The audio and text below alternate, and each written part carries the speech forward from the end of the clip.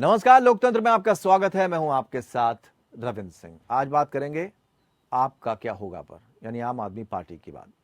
दिल्ली की सियासत में इन दिनों हलचल तेज है। रविवार को सीबीआई की गिरफ्त में आए दिल्ली के उप मुख्यमंत्री मनीष सिसोदिया ने मंगलवार को मंत्री पद से इस्तीफा दे दिया। सिसोदिया के साथ सत्येंद्र जैन का भी इस्तीफा हो गया। जैन पिछले 9 महीने से जेल में बंद है और अब तक उनके पास मंत्री पद था। ऐसे में अब सवाल उठने लगा है कि आखिर मनीष सिसोदिया से गिरफ्तारी के 2 दिन के भीतर, जबकि सत्येंद्र जैन से 9 महीने बाद क्यों इस्तीफा लिया गया। इसके पीछे मुख्यमंत्री अरविंद केजरीवाल की क्या सियासत है, केजरीवाल सरकार का आगे क्या होगा, खबर देखते हैं, फिर चर्चा को आगे बढ़ाते हैं।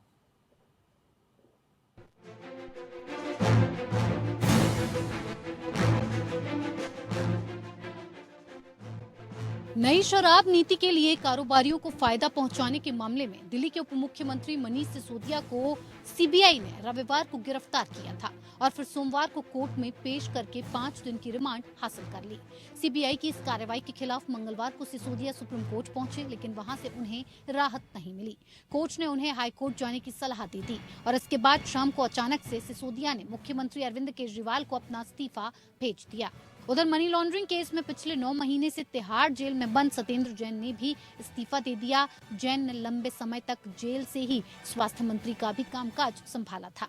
हालांकि बाद में उनसे स्वास्थ्य विभाग लेकर मनीष सिसोदिया को दे दिया गया था। सिसोदिया के पास दिल्ली के 33 में से 18 विभाग थे। अब चूंकि सिसोदिया खुद कानून के शिकंजे में फंसे हुए हैं, ऐसे में दोनों को मंत्री पद छोड़ना पड़ा। सत्येंद्र जैन के पास स्वास्थ्य के साथ साथ 5 अन्य विभाग भी थे। इनमें पीडब्ल्यूडी, बिजली, इंडस्ट्री, शहरी विकास और जल विभाग शामिल हैं। जैन को जब ईडी ने जेल भेजा तो लंबे समय तक वो इन विभागों को देखते रहे और मंत्री बने रहे। तब अफसर जेल में जाकर फाइलों पर हस्ताक्षर लेते थे। जेल से ही जैन मंत्रालय चलाते थे। हालांकि बाद में जब दिक्कतें बढ़ने लगी और विरोध शुरू हो गया तो जैन से सारे विभाग ले लिए गए। इनमें से स्वास्थ्य विभाग सिसोदिया को दे दिया गया, जबकि अन्य विभाग दूसरे मंत्रियों में बांट दिए गए। लेकिन सिसोदिया के मामले में बात अलग है। सिसोदिया के पास कुल 18 विभाग थे। ऐसे में सरकार का कामकाज प्रभावित होना लाजमी था। यही कारण है कि सिसोदिया से तुरंत सारे विभाग लेकर दूसरे मंत्रियों में बांट दिए गए। अभी अगर केवल सिसोदिया से इस्तीफा लिया जाता तो भी कई तरह के सवाल उठते। ऐसे में जैन से भी केजरीवाल सरकार ने इस्तीफा ले लिया। दरअसल अरविंद केजरीवाल और उनकी पार्टी हमेशा से कहती आ रही है कि वो पद और सत्ता का लालच कभी नहीं करते। वो खुद को आम आदमी समझते हैं, वीआईपी कल्चर खत्म करने का दावा करते हैं। ऐसे में अगर वो जैन के साथ साथ सिसोदिया को भी बिना विभाग वाला मंत्री बने रहने देते तो जनता के बीच भी गलत संदेश जाता। फिलहाल सिसोदिया के सभी 18 विभाग दिल्ली सरकार के मंत्री कैलाश गहलोत और राजकुमार आनंद के बीच बांट दिए गए हैं। दिल्ली सरकार को बजट पेश करना है। इसके मद्देनजर कैलाश गहलोत को वित्त विभाग की जिम्मेदारी सौंपी गई है। अब विधानसभा में वही बजट पेश करेंगे और इसके अलावा उन्हें गृह, जल और पीडब्ल्यूडी विभाग भी सौंपा गया है, जबकि राजकुमार आनंद को शिक्षा मंत्रालय के अलावा सिसोदिया के 10 विभागों का जिम्मा सौंपा गया है। लेकिन कैलाश गहलोत पर भी पहले से ही कई मामले लंबित हैं, यानी मनीष सिसोदिया के बाद कैलाश गहलोत पर भी सीबीआई जांच की आंच आ सकती है। उनके अलावा आम आदमी पार्टी के नेता राघव चड्ढा और दिल्ली डायलॉग कमीशन के प्रमुख रहे जसमिन शाह भी जांच के घेरे में फंस सकते हैं। कैलाश गहलोत के पास इस समय दिल्ली परिवहन के साथ कई दूसरे महत्वपूर्ण विभाग हैं, लेकिन कैलाश गहलोत पर पहले ही डीटीसी बसों की खरीद में घोटाले करने के आरोप हैं। बीजेपी ने आरोप लगाया था कि कैलाश गहलोत के परिवहन मंत्री रहते हुए दिल्ली सरकार ने 1000 डीटीसी बसों की खरीद प्रक्रिया शुरू की थी। बीजेपी का आरोप है कि इन 1000 बसों की खरीद और इनके रख रखाव के मामले में भ्रष्टाचार किया गया है। उपराज्यपाल वीके सक्सेना ने डीटीसी बसों की खरीद के मामले में हुए भ्रष्टाचार की जांच करने का मामला सीबीआई को सौंप दिया और इस मामले की जांच जारी है। माना जा रहा है कि इस मामले में भी जल्द ही रिपोर्ट अदालत में सौंपी जा सकती है। इसके बाद कैलाश गहलोत पर भी कार्रवाई हो सकती है। वहीं राघव चड्ढा की अगर बात की जाए तो दिल्ली जल बोर्ड में प्रमुख पद पर रहते हुए उन पर जल बोर्ड में आपत्तिजनक हेरफेर करने के आरोप हैं कि पुरानी पाइप्स को बदलकर नए करने के मामले में भी घोटाला किया गया था। चड्ढा इस मामले में कार्रवाई के घेरे में आ सकते हैं। आम आदमी पार्टी के रणनीतिकारों में दिल्ली डायलॉग कमीशन के पूर्व चेयरमैन जसमिन शाह का नाम भी प्रमुखता से लिया जाता है, लेकिन उपराज्यपाल ने कमीशन की कार्यप्रणाली में गंभीर अनियमितता पाई थी और इसे असंवैधानिक संस्था करार दिया था। माना जा रहा है कि इस मामले में जसमिन शाह भी जांच के घेरे में आ सकते हैं। राजनीतिक विश्लेषक मानते हैं कि आम आदमी पार्टी सरकार के खिलाफ दबाव की राजनीति बीजेपी के लिए कारगर साबित हो रही है। उधर कांग्रेस ने भी केजरीवाल पर हमला बोला है। दिल्ली कांग्रेस के अध्यक्ष अनिल चौधरी ने कहा, कांग्रेस के लगातार दबाव बनाने की वजह से सीएम अरविंद केजरीवाल ने मनीष सिसोदिया और सत्येंद्र जैन का इस्तीफा स्वीकार किया है। अनिल चौधरी ने आगे कहा कि जब मनीष सिसोदिया की शराब घोटाले में जांच हो रही है तो उनके साथ शराब घोटाले के मास्टरमाइंड केजरीवाल से भी पूछताछ करके उनके खिलाफ कार्रवाई होनी चाहिए, क्योंकि उनके पीए से सीबीआई ने पूछताछ के बाद कुछ अनियमितताओं की जानकारी सीबीआई को मिली है। उन्होंने कहा कि केजरीवाल के कट्टर ईमानदार मंत्री बेईमान साबित हो रहे हैं। आपको बता दें कि अरविंद केजरीवाल पहले ऐसे मुख्यमंत्री हैं जिनके पास पिछले 9 सालों में किसी भी मंत्रालय का प्रभार नहीं है। Bureau report, APN news.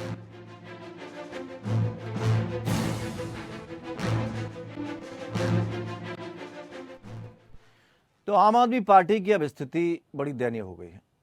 एक तो छवि के ऊपर सवाल खड़े हो रहे हैं और साथ ही भविष्य पर भी सवाल खड़े हो रहे हैं।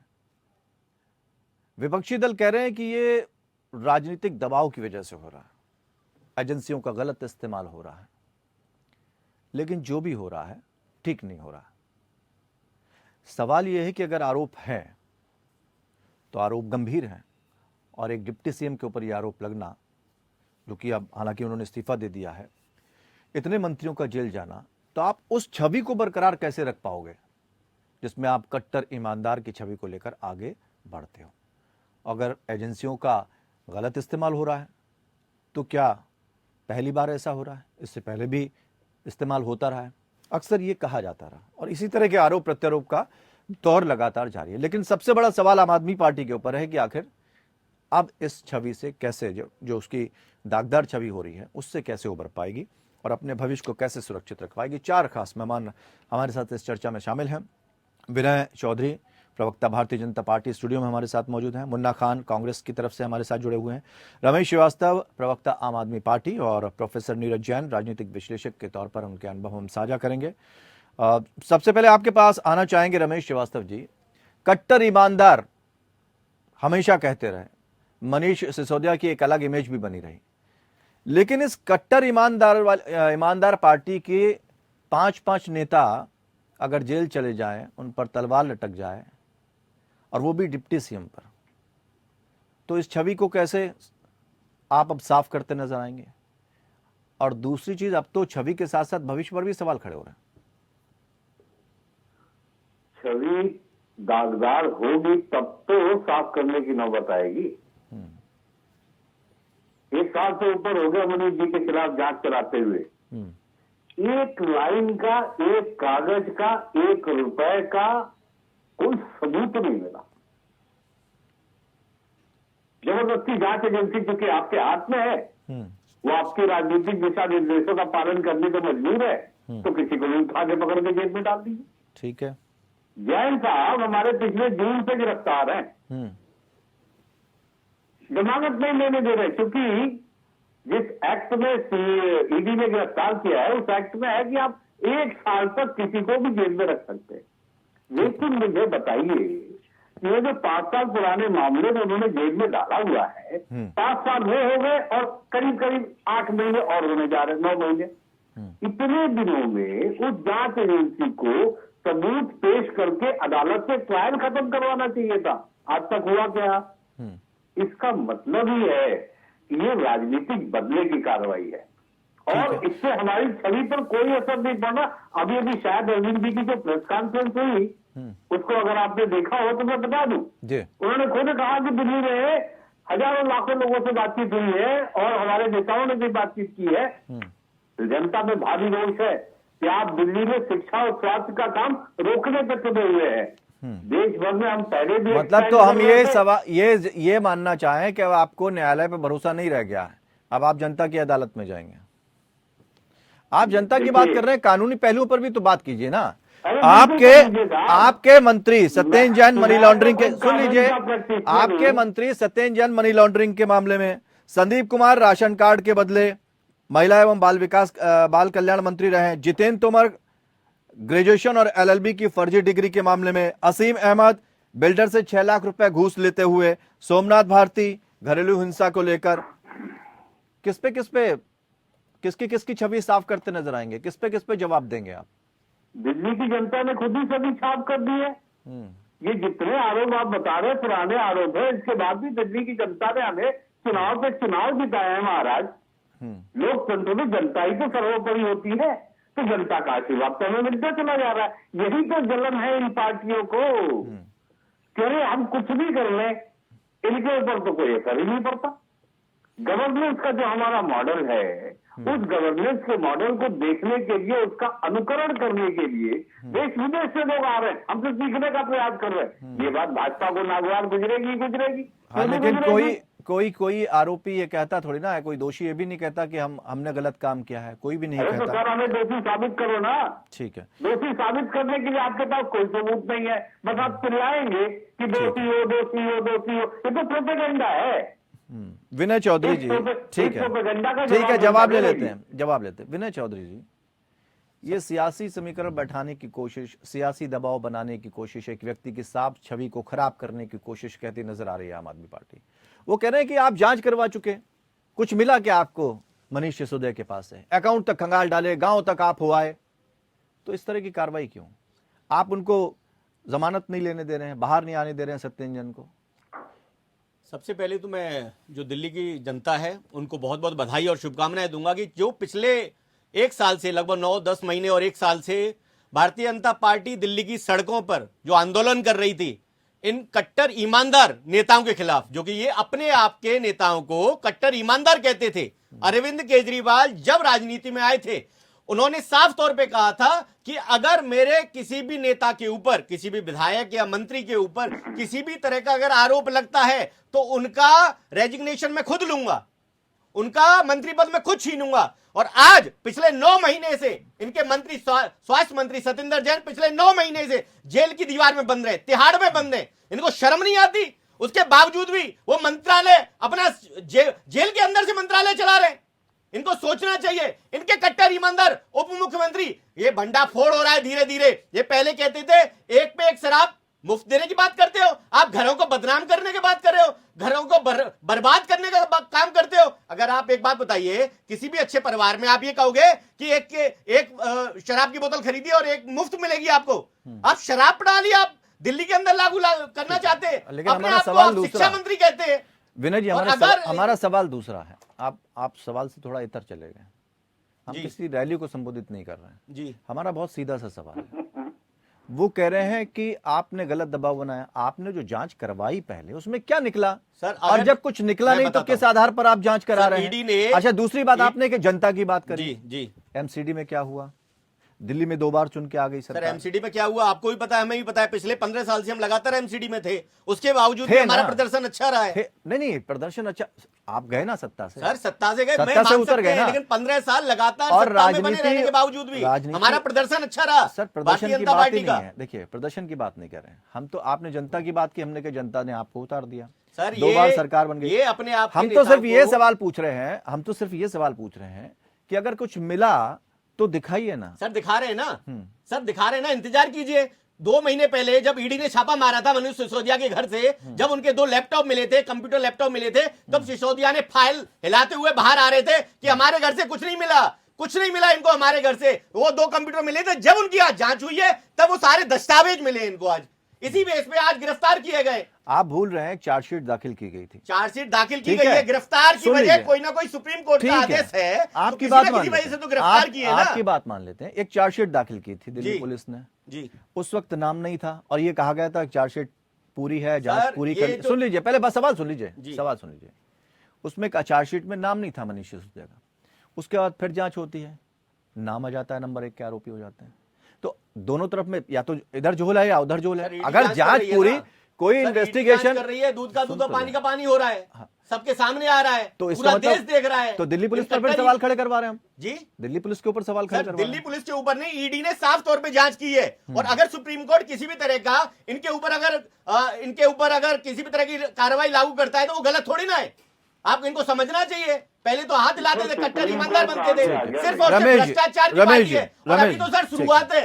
ये मैं आपको बता रहा हूं, ये तार सिर्फ मनीष सिसोदिया तक सीमित नहीं है। ये तार मुख्यमंत्री अरविंद केजरीवाल तक सीमित है। सारे षड्यंत्रों का राज मुख्यमंत्री केजरीवाल है। कुछ दिनों में उनकी भी गिरफ्तारी बहुत जल्द हो जाएगी। ठीक है, रमेश जी जवाब दीजिए, फिर जाना है बाकियों के पास। देखिए, मैं पहले तो भाई साहब की दो बातों का जवाब दे दूं कि ये जो आप हसीन सपने देख रहे हो ना कि कुछ दिन बाद अरविंद जी की गिरफ्तारी हो जाएगी, मेरे भाई ये धमकी रखो अपनी जेब में, समझे ना। जिस दिन हम राजनीति में आए थे सर पे कफन बांध के आए आप थे। जब राजनीति में आए थे, जवाब दें। निकली हुई पार्टी हुआ विनय करते जी, थे। विनय जी, आप एक आंदोलन आपके पास से निकली विनय जी, अन्ना हजारे को, विनय जी, अन्ना हजारे जो आपके राजनीतिक गुरु होते विनय थे, जी, गुजारिश उनको है। बेवकूफ बना के आप अन्ना नहीं, हजारे को आज राजनीति कर रहे हैं। नहीं, आपने अन्ना हमेशा हजारे- कहा था कि हम कभी राजनीति में नहीं आएंगे। विनय जी, आप राजनीति में विनय जी नहीं उनको आए। जवाब देने दीजिए, हम आपके पास आएंगे, जवाब देने दीजिए, पहले जवाब सुन लें। इतनी इंटरप्शन। बौखलाहट,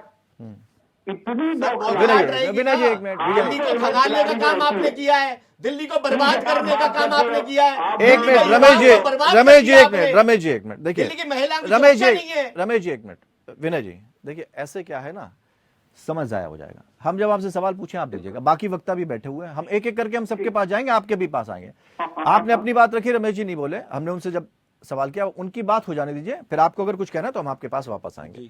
रमेश जी बात रखिए पूरी, ठीक है। बीच में तो आप याद करें, एक फहरिस्त सर आपने गिनाई है कि इसमें आपके इस मंत्री को ये आरोप लगा, उस मंत्री के ऊपर ये आरोप लगा। एक फहरिस्त मेरे पास भी है जिसको लिखते लिखते पेज खत्म हो जाता है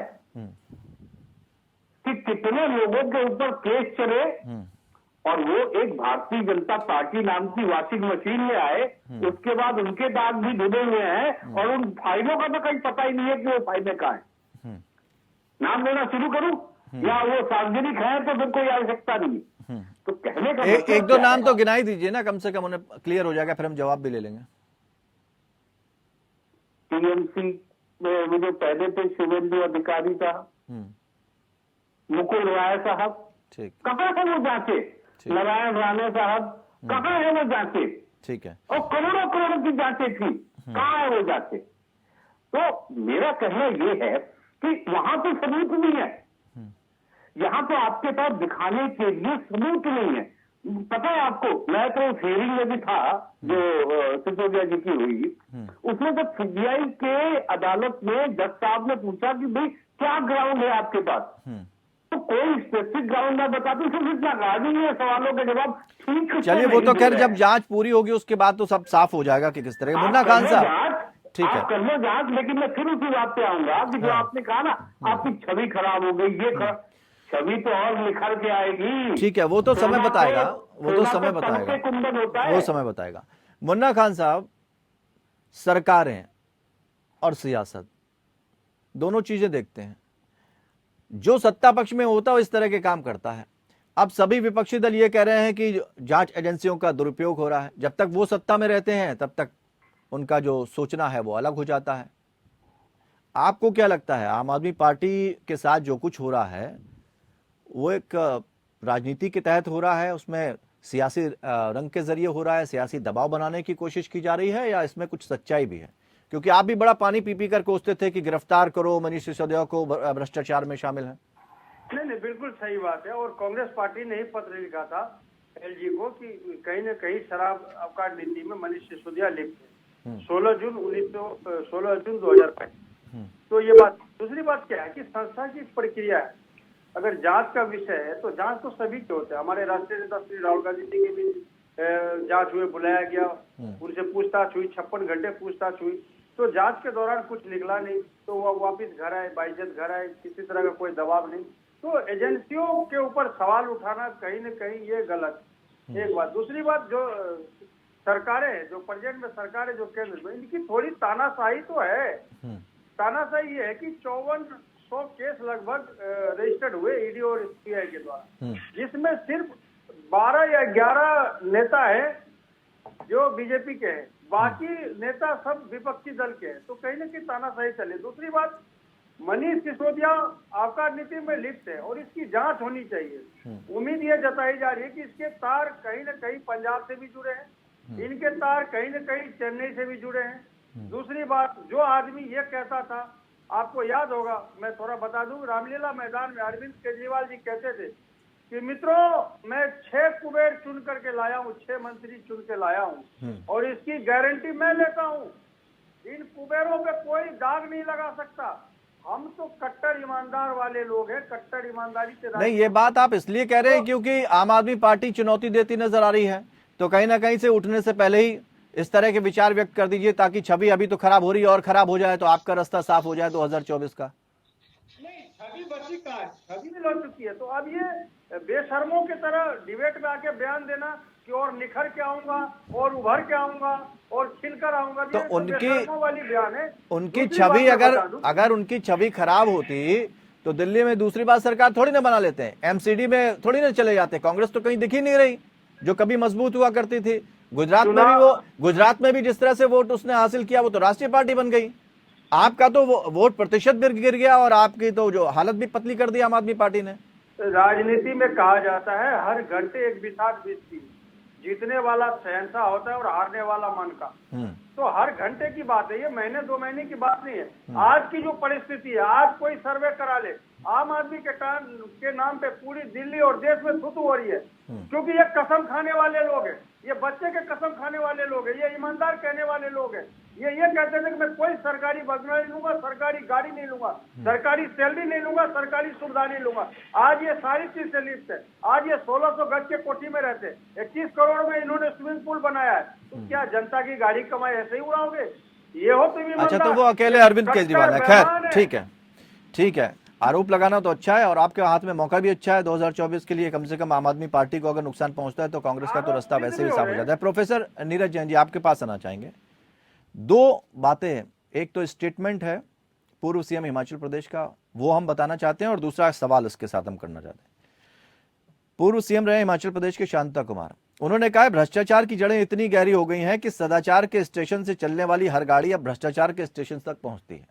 मनीष सिसोदिया के काम की तारीफ करी, उन्होंने कहा कि उनकी वाहवाही तो हर जगह हुई है, उसके बाद भी वो जेल चले जाते हैं, ये अपने आप में बड़ा चौंकाने वाला है। लेकिन इसके साथ साथ एक सवाल यहां जरूर होता है कि अपराध साबित होने पर पहले गिरफ्तारी होती थी, अब तो आरोप लगते ही गिरफ्तारियां हो जा रही हैं। देखिए रविंद्र जी, पहली बात तो हम स्पष्ट ये कह देंगे कि आप आम आदमी पार्टी में मनीष सिसोदिया एक बहुत अच्छा व्यक्तित्व है, उस पर कोई दो राय नहीं।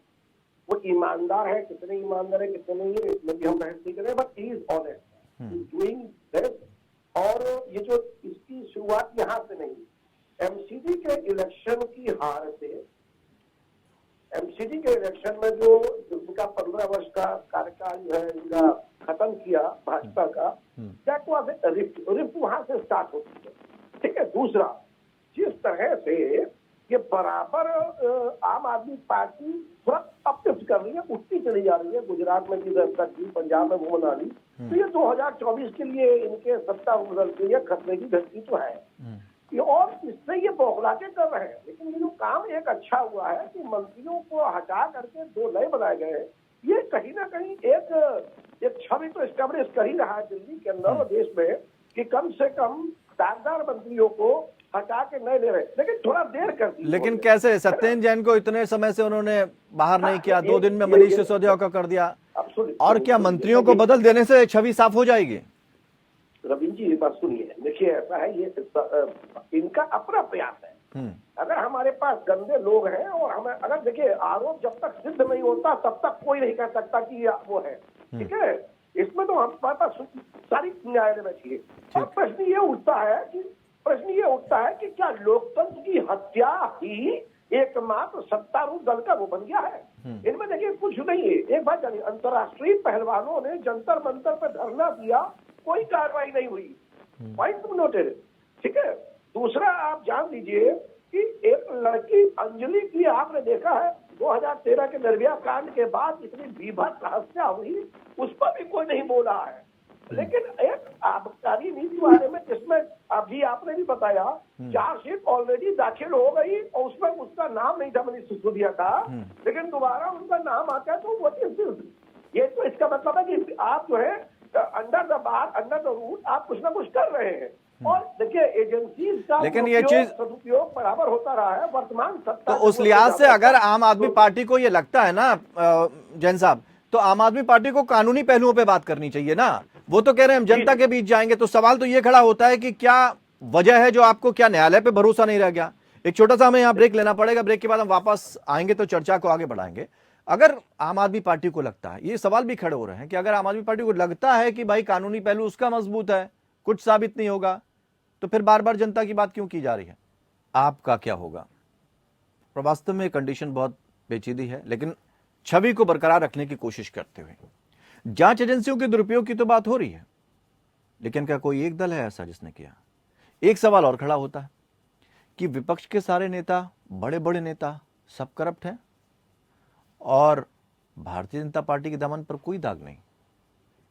कोई भी दागी नेता भारतीय जनता पार्टी में जाता है तो विपक्षी दलों का कहना है कि उस वॉशिंग मशीन में सब धुल जाते हैं। इन सवालों के भी जवाब ले लेते हैं, फिर आगे बढ़ते हैं। विनय जी, सवाल कई आपके खिलाफ हैं, लेकिन देखिए कुछ नेता है जिनके ऊपर बड़ी तगड़ी जांच बैठाई गई, जमानत तक उनको नहीं दी गई। आजम खान, लालू प्रसाद यादव, संजय राउत, मलिक और सत्येंद्र जैन की अभी बात की, इनको जमानत लेने ही नहीं दी जा रही है। लेकिन एक नेता उत्तर प्रदेश के थे जो क्रिकेट खेलते हुए नजर आ रहे थे, धनंजय सिंह, आपने नाम सुना होगा। 20 सेकंड का उनका वीडियो वायरल हुआ था, 25,000 का इनाम भी था और आराम से क्रिकेट खेल रहे थे, गिरफ्तारी नहीं हो रही थी। अजय मिश्रा उर्फ टेनी के बेटे, उनके ऊपर जमानत अगले दिन मिल गई उनको। तो इस तरह की जो चीजें और इस तरह के सवाल जो विपक्ष खड़ा हो रहा है कि भाई ऐसा क्या होता है कि विपक्षी दल का कोई दागी नेता अगर भारतीय जनता पार्टी में शामिल हो गया तो वो बेदाग हो जाता है। सर, आप पूरी न्यूज नहीं बता रहे। अजय कुमार टैनी जी की जो आप बेटे की बात कर रहे हैं, उनको बाद में भी मैंने आप सिर्फ एक नाम किस नहीं तरीके लिया, मैंने तरीके सिर्फ का एक नाम नहीं लिया, बाद में आप पूरे मैंने धनंजय का भी नाम लिया। हाँ, मेरा कहना ये है, जो आप कह रहे हो ठीक है, आप अपनी जगह ठीक है, कहीं ना कहीं कानून का काम है, कोर्ट का काम है, वो अपना काम कर रही है। लेकिन उसके बावजूद भी अगर अजय कुमार टैनी की बात हुई थी, उसके बावजूद जो उसके ऊपर अगर दोषी पाए गए तो वो जेल जाने का काम हुआ ना, जेल गए ना, दोषी पाए गए ना। कब? कितने समय जेल में रहे? आपने कहा अगर कोई व्यक्ति, आपने कहा, अभी बात चल रही थी, प्रवक्ता महोदय, आम आदमी पार्टी के प्रवक्ता और कांग्रेस के प्रवक्ता कह रहे थे कि केवल आरोप सिद्ध हो जाते हैं तो जेल में डाल दिया जाता है। अजय कुमार टैनी का बेटा अभी जेल में रहा था, पता होगा, उनका भी सिर्फ आरोप सिद्ध नहीं हुआ था, उससे पहले ही जेल में डाल दिया गया था उनको। तो ये कोई भेदभाव नहीं है, कोर्ट कोई भेदभाव नहीं कर रही। न्यायालय की गलत डायरेक्शन में गलत रूपरेखा बना के प्रेजेंट कर दी जाती है, इसमें दुख होता है हमें कि आप इस तरह का आप राजनीति की बात करते हैं। इनका एक पार्षद था। न्यायालय को तो सर, मैं एक बात कहना चाहूंगा, न्यायालय को तो मानते हैं ना, बिल्कुल मानते हैं सर। आम आदमी पार्टी के बाद अगर आप काम कर रहे हैं, आम आदमी पार्टी के एक काउंसलर महोदय, उन्होंने शुभेंदु अधिकारी का नाम लिया, क्या अभी तक जांच हुई उन पर? एक काउंसलर है ताहिर हुसैन जी, आपने नाम सुना होगा। पूरी दिल्ली को इसने जलाने का काम किया, मुख्य सरगना पाया गया पूरी दिल्ली को जलाने में, जो दिल्ली के दंगे हुए थे। केजरीवाल जी कट्टर ईमानदारी की दुहाई देते थे, हमेशा बात करते थे कि मेरा पार्षद बहुत जेन्युइन है, वो गलत है ही नहीं, उनको जानबूझ के फंसाया जा रहा है, भारतीय जनता पार्टी फंसाने का काम कर रही है। और सुप्रीम कोर्ट ने उसको दोषी साबित किया। मुन्ना जी आ रहे हैं। सुप्रीम कोर्ट ने उनको दोषी साबित किया, तो आप सुप्रीम कोर्ट को भी गलत मानेंगे? बताइए, आप सुप्रीम कोर्ट को गलत मानेंगे क्या? अगर सुप्रीम कोर्ट ने दोषी साबित किया गया तो धैर्य रखिए। जवाब दे रहे हैं, मनीष सिसोदिया या सत्येंद्र जैन वो जेल में, जवाब ले लेते हैं। इनकी भी रूपरेखा बन रही है, इनका भी सच सामने आ जाएगा। विनय जी, अब जवाब वेट एंड वॉच, जवाब तो देने दीजिए। मुन्ना जी, अभी मित्र हमारे दिल्ली जलने की बात की, तो दिल्ली जलने में आपके जो नेता कपिल मिश्रा है वो भी थे, खुलेआम धमकी देगी, उसकी वीडियो वायरल हुई, आपने क्या एक्शन लिया? खान साहब एक मिनट, विनय जी जवाब वो ट्रैक पे विनय जवाब सुन ले, विनय सुन ले, जवाब आप वन साइड कार्रवाई करते हो, ये जग जाहिर है। एक बात, दूसरी बात, जो अभी आम आदमी पार्टी के मित्र ने कहा वॉशिंग मशीन, ये बात 100% सच है। अभी शुभेंदु अधिकारी कहा, येदुरप्पा कहाँ है, जैन डेयरी में अडवाणी का नाम आया वो कहाँ है, रेड्डी ब्रदर्स कहाँ है, आपके मुकुल रॉय कहाँ है? ये सारी जो सिस्टम है ना, इस सिस्टम का हैक करके जो आप विपक्ष को कार्रवाई करते हो, इस पे सवालिया निशान खड़ा होता है। सवाल ये निशान इस पे खड़ा नहीं होता कि आप क्या कार्रवाई करो, कार्रवाई एक तरफा, इस पर सवालिया निशान लगा। ताहिर हुसैन आपके हिसाब से दोषी नहीं है? अगर मैं खान साहब, मुन्ना खान साहब, मैं आपसे एक क्वेश्चन पूछना चाह रहा हूँ। खान, आपके हिसाब से ताहिर हुसैन दोषी नहीं है? नहीं, दोषी है तो उस पर कौन सवाल खड़ा कर रहा है? आप ये वन साइड कार्रवाई की आपने, दोषी तो है आप ना, कपिल तो मिश्रा पे सुप्रीम भी कोर्ट ने कार्रवाई अगर करो। उनको वो ये दोषी नहीं कहना करार चाह दिया रहे, है नहीं तो नहीं मानना पड़ेगा। उनका सवाल दूसरा है ना, पर केजरीवाल उनका महोदय तो सवाल ये भी नहीं दूसरा मानते है। थे। विनय जी, उनका सवाल दूसरा है। वो ये कहना चाहते हैं, ठीक है, अगर वो दोषी है, आप मानते हो दोषी है, ठीक है, सजा होगी, लेकिन येदियुरप्पा जी बच जाएंगे, शुभेंदु अधिकारी बच जाएंगे, इन पर कार्रवाई उतनी रेड्डी तेजी से ब्रदर, क्यों नहीं? रेड्डी ब्रदर। ये काम रेड्डी कोर्ट ब्रदर्स। का है, कोर्ट अपना काम कर रही है, ईमानदारी से कोर्ट अपना काम करती है, इसमें किसी भी पार्टी का हस्तक्षेप नहीं है, किसी भी संगठन का हस्तक्षेप नहीं है। ये बेकार की बातें कि अगर इस तरह की बातें की जाती हैं, अगर हस्तक्षेप होता तो भारतीय जनता पार्टी का कोई व्यक्ति को किसी भी तरह का कोई सजा होती नहीं, कहीं भी कोई पकड़ा नहीं हेमंत जाता। बिश्व शर्मा, अगर बिश्व अजय शर्मा, कुमार टहनी के हेमंत बेटे बिश्व को शर्मा, उनके हेमंत ऊपर बिश्व शर्मा बाकायदा के साबित द्वारा, किया गया था इसी के और द्वारा जेल में डाला गया, तो आपको समझने की जरूरत है। भारतीय जनता पार्टी भेदभाव नहीं करती। जैसे भारतीय जनता पार्टी की नजर एक तरफा नजर है, सबका साथ सबके विकास की बात करती है। वो गंगा नहर सिर्फ में- एक केवल कट्टरवादी की ईमानदारी के वजह जाति बिरादरी के हिसाब ठीक से है। काम नहीं करते। नहीं होगे। ठीक है, बीजेपी में जाते ऐसी वॉशिंग मशीन है जो आप गंगा नहा लोगे, आपके ऊपर कोई दाग नहीं, कोई टिक्का टिप्पणी नहीं, किसी तरह का किंतु परंतु नहीं, बस आप बीजेपी ज्वाइन कर लो। तो बीजेपी का टारगेट है, एक अगर मिनट, नीरज, किसी को विनय जी, दल बोलिए। को सर, अपने- कांग्रेस विनय को जी, अगर विनय जी, इसमें गाल- विनय गाल जी, दे बीच आए में। तो शायद मुझे अभी से सुबह हो जाएगी ठीक है। बताने पे। ठीक है, मुन्ना खान जी, भेजो। मुन्ना खान जी, जांच एजेंसियों का दुरुपयोग कांग्रेस ने नहीं किया था क्या? नहीं की। उस दौर में भी तो कहा गया था ना, तोता जैसे शब्दों का इस्तेमाल किया था जांच एजेंसियों के लिए। तो अब जब आप वो नहीं समझे। वही काम अगर हो रहा है, वो कहते हैं ना कि जिनके खुद के घर शीशे के होते हैं वो दूसरों पर पत्थर नहीं फेंका करते। मैं जवाब दे रहा हूँ। आपके तो अब आपको ये गलत लग रहा है। आपके राष्ट्रीय नहीं, नहीं, अध्यक्ष जवाब तो दे रहा हूं। सवाल ये आपके भी राष्ट्रीय है, अध्यक्ष- एक विनय जी मुझे बोलने दीजिए, एक मिनट, बोए पेड़ बबूल का आम कहां से हुए? तो सियासी जमीन पर ऐसी पौध क्यों लगाई गई जो आज आपको ही नुकसान पहुंचा रही है? आपके राष्ट्रीय अध्यक्ष राहुल गांधी बड़ी सवाल- सभा में प्रधानमंत्री विनय जी पूर्व बोलने दीजिए, प्रधानमंत्री विनय जी, मनमोहन विनय जी सिंह बोलने के आगे एक दीजिए, विनय जी दस्तावेज दूसरे फाड़ के दिया समय, था। दूसरे के सवाल समय। ये है, आपको सवाल सोचना ये चाहिए है, कि आप- आपके आप- विनय जी कार्यकर्ता दूसरे के समय अध्यक्ष नहीं कैसे थे। विनय जी दूसरे के समय जा रहा है। हाँ बोलिए बात मुन्ना जी। अभी दस्तावेज फाड़ने की नहीं है। सवाल ये है कि जैसे ही आरोप लगे कांग्रेस के सरकार में, तो कांग्रेस पार्टी ने कई मंत्रियों को इस्तीफा लिया, कई मंत्रियों से इस्तीफा लिया, चाहे ए राजा हो, सुरेश कलमारी हो, ऐसे कई नाम है जिसे फौरन इमीडिएटली उसे इस्तीफा लिया गया कि आप पद छोड़े। आपके ऊपर आरोप जब सिद्ध हो जाए, अगर आप बेबुनियाद आरोप होंगे तो दोबारा से ज्वाइनिंग होगी, दोबारा से मंत्री पद दिया जाएगा, लेकिन फिलहाल छोड़े। तो ये चीज बीजेपी में क्यों नहीं है, ये पूछना चाह रहे। ये चीज आम आदमी पार्टी में क्यों नहीं है? क्यों 9 महीने से सतेंद्र जैन इस्तीफा नहीं दिया? क्यों हेमंत बिश्व शर्मा को मुख्यमंत्री बनाया गया? क्यों आप शुभेंदु अधिकारी को वहां पे बंगाल अध्यक्ष बनाए? वो सवाल ये खड़ा होता है, सवाल आपके नियत और नीति पे खड़ा होता है। कांग्रेस पार्टी ने ऐसे ही नहीं 70 साल चलाए। ठीक है, यानी जो आप काम अगर भारतीय 10 जनता साल पार्टी अगर कर रही है वही काम आम आदमी पार्टी भी कर रही है। रमेश श्रीवास्तव जी वो कह रहे हैं जो दम कांग्रेस के अंदर है अपने ही नेताओं पर ठोस कार्रवाई करना, वैसी दम क्यों नहीं दिखा पाती आम आदमी पार्टी और भारतीय जनता पार्टी?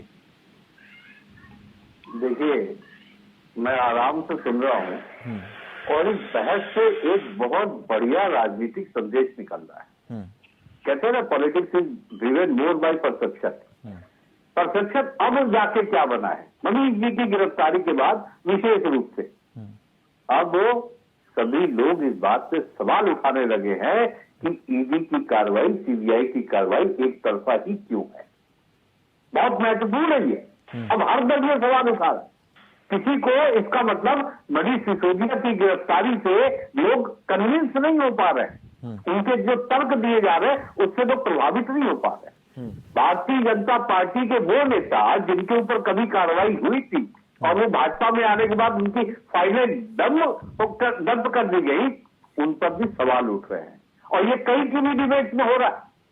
ये बहुत बड़ा पॉलिटिकल परसेप्शन में चेंज है और यहां भारतीय जनता पार्टी अब सवालों के घेरे में आ रही है पहली बार, वरना अभी तक ये कह देते थे। नहीं, लेकिन आप देखिए रमेश जी, आम आदमी पार्टी ने क्या कहा था, हम ट्रांसपेरेंसी रखेंगे, जो भी होगा जनता के दरबार में पहले बताएंगे, उसके बाद हम जाएंगे। आप किसी नीति को लेकर आ रहे हैं जिसमें फंसे हुए हैं, आबकारी नीति को लेकर। अगर आपको लग रहा था वो नीति सही थी तो उसको वापस लेने की जरूरत नहीं थी, तो आज आपको सफाई क्यों देनी पड़ती? सारी चीजें तो स्पष्ट थी। कृपया समझें, जब आप सरकार में होते हैं तो नीति बनाने का काम मंत्रिमंडल का होता है। उसे आप जिस विधानसभा में रखते हैं वो विधानसभा जनता के ही चुने हुए प्रतिनिधियों का जो हाउस होता है। तो अगर किसी चीज को उस हाउस में रखा गया, इसका मतलब जनता के सामने ही रखा गया। ऐसा नहीं कि जनता से छिपा करके कर दिया गया, जनता के सामने ही रखा गया। उसका फायदा हुआ एलजी आपको? साहब ने अप्रूव भी किया। उसका फायदा हुआ आपको? एलजी साहब ने अप्रूव भी किया और उसके बाद भी आरोप लगा रहे नहीं साहब हमने गलत काम कर दिया। देख लेंगे अदालत में, जनता की अदालत में भी और कानून की अदालत में भी 169 मुकदमे लगे हमारे लोगों के ऊपर। 134 में कोर्ट ने फटकार भी मारी इनको और हमारे लोगों को बरी भी किया। तो इसका मतलब तो ये माना जाए कि बाकी अभी और लोग भी दोषी हैं इस मामले में, फिर तो और लोग भी फंसेंगे। कहां पर दोषी है?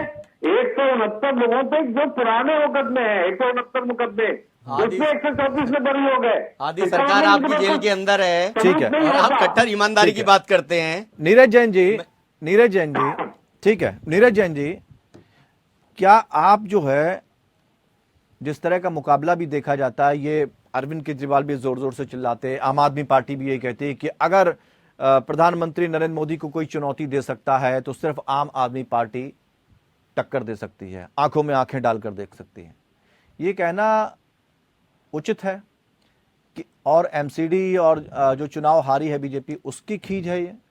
लेकिन जिस तरह से आम आदमी पार्टी खुद को बड़ा दिखा रही है, असल में क्या क्या वो उतनी बड़ी है? देखिए रविंद्र जी, स्पष्ट ये जान लीजिए कि ये जो आनंद फानन में मनीष सिसोदिया जी की गिरफ्तारी हुई है और उसमें एक जानिए कि इन्होंने क्या किया है, भारतीय जनता पार्टी के हमने हमेशा से कहा एक बहुत अच्छी नीति बनी हुई है कि जो ज्वलंत और चर्चित मुद्दा होता है उससे ध्यान भटकाने के लिए कुछ ना कुछ ये करते हैं। ठीक है, विश्व का सबसे बड़ा घोटाला हुआ है, आपको जान रहे हैं, माननीय प्रधानमंत्री जी के बहुत अजीज मित्र के द्वारा किया गया है।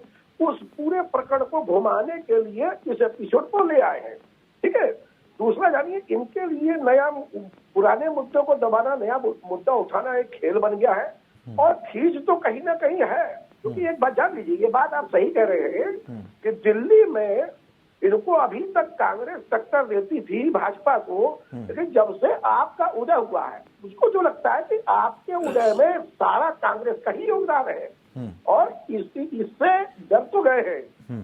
गुजरात में इनका जीतना, पंजाब में स्थापित होना और बराबर सब जगह जाना, ठीक है, लेकिन ये जो है इनको भी लेकिन यहाँ जैन साहब ये भी तो बात है ना कि 12 करोड़ जिसके पास वोटर हो, 3 स्टेट में सरकारें हों जिसकी, उसमें क्या लगता है कि आम आदमी पार्टी इतनी मजबूत है कि वो 2024 में चुनौती दे देगी और पीएम पद के चेहरों को चुनौती दे देगी?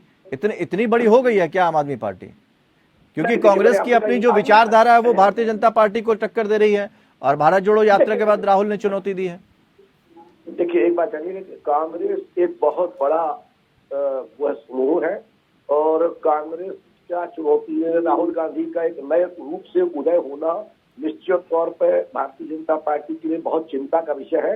लेकिन दिल्ली की 7 लोकसभा सीटों के अंदर उनकी दस्तक देना ये भी बड़ा महत्वपूर्ण पड़ा हुआ है।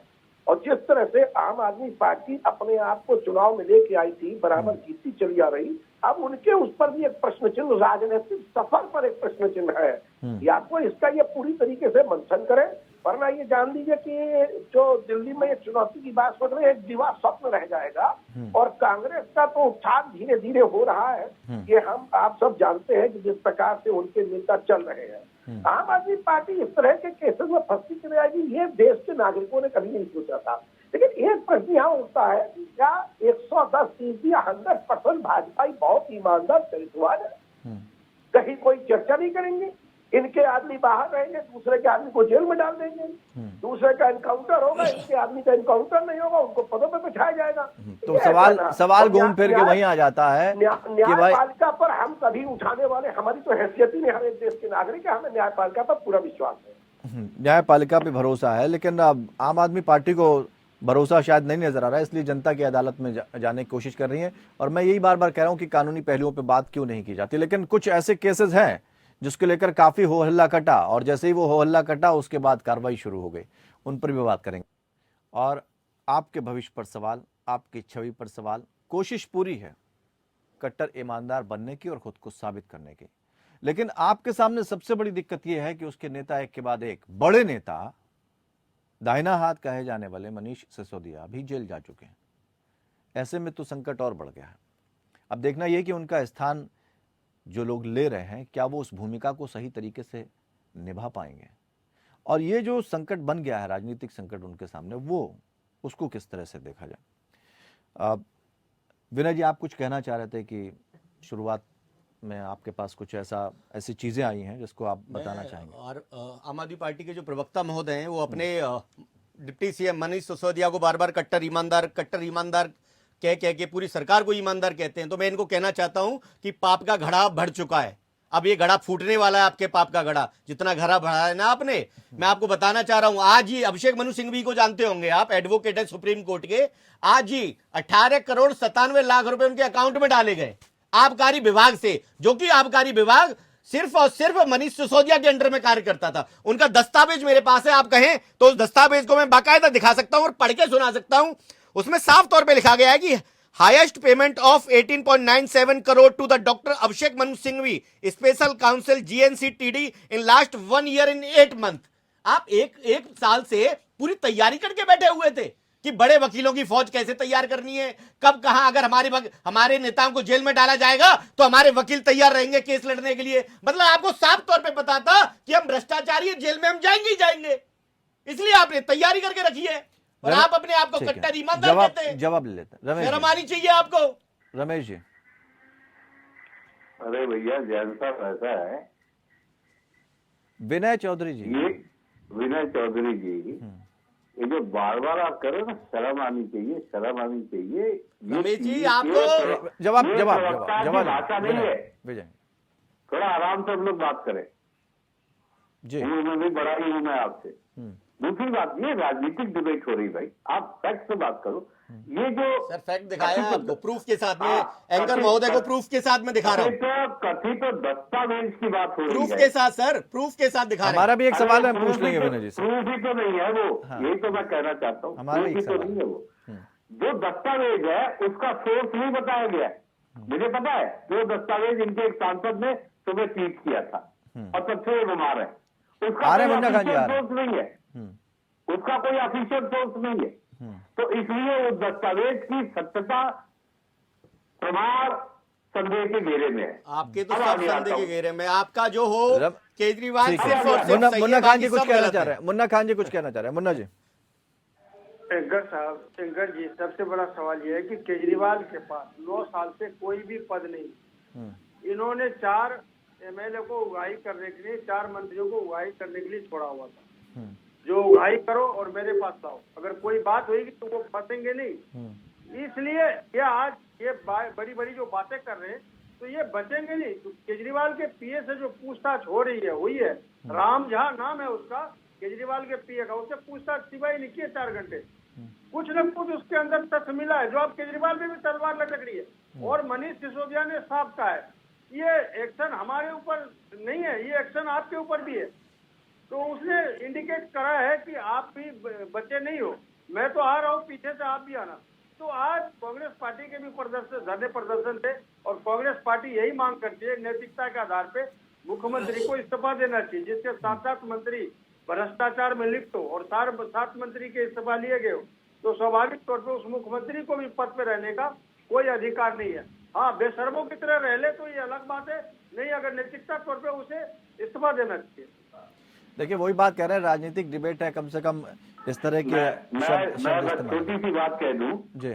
महाराष्ट्र विकास अघाड़ी की सरकार ने तत्कालीन पुलिस कमिश्नर ने आरोप लगाया कि साहब मुझे मिनिस्टर बोलते थे कि 100 करोड़ रुपए की उगाही करके लाओ, मुकदमे चले, जेल गए। क्या उसके पहले किसी से इस्तीफा मांगा एनडीए की सरकार ने?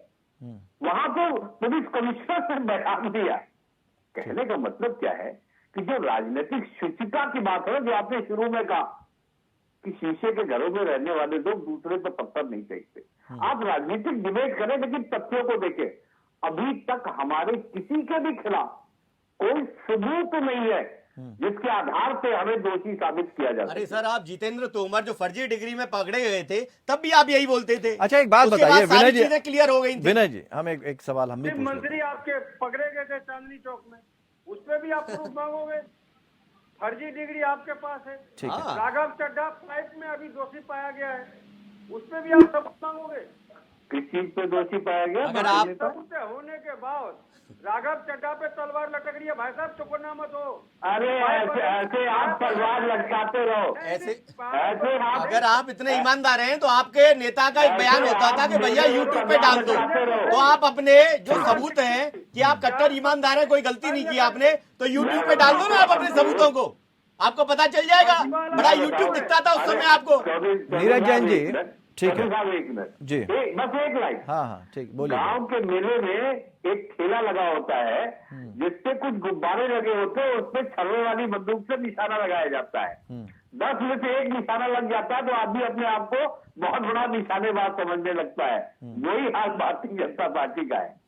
तो मतलब कुल मिला के आप मानते हो ना कि निशाना आपके लग जो गया। विधायक मंत्री पकड़े गए हैं वो दोषी हैं, निशाने लगा है, मानते हैं ना आप? नीरज जैन जी, ठीक आपने है, जबरदस्ती दोषी जेल मानते हैं डाला ना? ठीक है, हम जरा आखिर टिप्पणी बताइए। देते हैं। ठीक है नीरज जैन जी, अब अगर दोष साबित हो जाता है, या मान लीजिए 8 महीने 9 महीने 10 महीने जांच चलती है और उसके बाद बरी हो जाते हैं, लेकिन उस आदमी का तो खेल खत्म जिसने अपनी छवि बनाई थी। देखिए मेरा ये मानना है कि जो मनीष सिसोदिया की छवि सर एक उनके आम नागरिकों ने बनाई है, खाली दिल्ली के लोगों ने नहीं बनाई। मनीष सिसोदिया ने अपने स्तर से, जिस तरह से मनीष सिसोदिया ने अपने स्तर से पूरे देश की जो है दिल्ली की जो शिक्षा नीति है उसको जिस हिसाब से बदला, और आज पूरा देश बड़े बड़े आईएएस बड़े बड़े धनवानों के लोग दिल्ली के अंदर पढ़ने को लायक रहते हैं सरकारी स्कूल में। इसमें आप देखिए ये एक बहुत बड़ा काम किया है एंड एवरीवन शुड एडमायर। हम किसी राजनीतिक दल के नहीं है, लेकिन उस आदमी ने अच्छा काम किया और हम लोगों को विश्वास है कि पढ़ा लिखा आदमी जो शिक्षा मंत्री था, जिसने जो डिप्टी सीएम था उसने किया, उसकी छवि पर सर बता दें किसी के दाग लगाने से लग नहीं जाता है। ठीक है, सीता माता पैदों पड़ी नहीं वहां पर। ठीक है, लेकिन क्या हम ये माने नीरज जी, क्या हम ये माने कि भारतीय जनता पार्टी ये मान चुकी है कि जो अगर आने वाले वक्त में उसे कोई चुनौती दे सकता है तो वो आम आदमी पार्टी दे सकती है, इसीलिए इस तरह की कार्रवाई हुई? देखिए ऐसा है कि इनको ये मालूम है भारतीय जनता पार्टी को कि देश में उसका विरोध करने वाला अगर कोई है मजबूती से जो खड़ा हो सकता है वो कांग्रेस पार्टी है, लेकिन दिल्ली में वो अपने दिल्ली से जीत करके जाना चाहते हैं। तो दिल्ली में आम आदमी पार्टी ने जिस तरह से उनको पराजित किया एमसीडी में सब में, उससे निश्चित तौर पर यह बहुलाई तो हुई है। लेकिन दो बार सत्ता में आने के बाद भी लोकसभा सीटें कहाँ हैं आम आदमी पार्टी के पास, और सपने इतने बड़े देखना उचित है क्या? नहीं, सपने बड़े ही देखने चाहिए। राज्य विधानसभा के चुनाव और लोकसभा का देश के चुनाव के मुद्दे सब अलग अलग होते हैं। कहीं नाली खड़ंजा की बात होती है, कहीं पॉलिसी की बात होती है, तो इसमें फर्क तो बहुत ज्यादा है। और ठीक है, आखिरी संक्षेप में आखिरी सवाल, अब क्या भविष्य होगा आम आदमी पार्टी का? सर किसी एक दो एपिसोड से किसी पार्टी के भविष्य को हम निर्धारित नहीं कर सकते। आप देख लीजिए प्रधानमंत्री देश का सर्वोच्च पद होता है जिनकी जवाबदेही हर मुद्दे पे बनती है, उन्होंने किसी मुद्दे पर जवाबदेही नहीं दी तो क्या मतलब प्रधानमंत्री नहीं माने जाएंगे? रमेश जी बस चलते चलते ये बता दीजिए कि आगे क्या करेगी आम आदमी पार्टी? आगे वही करेंगे जो अभी तक करते आए हैं, देश में ईमानदारी और शुचिता का शासन स्थापित करेंगे। चलिए बहुत बहुत शुक्रिया आप सभी मेहमानों का इस चर्चा में शामिल होने के लिए। अपनी अपनी जगह सब अपनी अपनी बात कह रहे हैं और सब सही भी नजर आ रहे हैं, लेकिन असल में अभी तो मामला चल रहा है। अगर दोष सिद्ध हो गया तो बनी बनाई इमेज और भविष्य आम आदमी पार्टी का खतरे में पड़ जाएगा, लेकिन अगर दोष सिद्ध नहीं हुआ तो फिर जांच एजेंसियों पर तो सवाल खड़े होंगे ही, साथ ही बहुत सारे ऐसे सवाल खड़े होंगे और जनता भी ये सोचने पर मजबूर होगी कि आखिर 2024 में क्या होने वाला है और क्या जो रास्ते विपक्षी दलों के लिए चुने जा रहे हैं वो सही हैं। खैर ये सियासत है और सियासी चालें जब चली जाती हैं तो कहते हैं कि साम दाम दंड भेद सब अपनाया जाता है। सच क्या है झूठ क्या है ये आने वाला वक्त बताएगा। फिलहाल इतना ही, नमस्कार।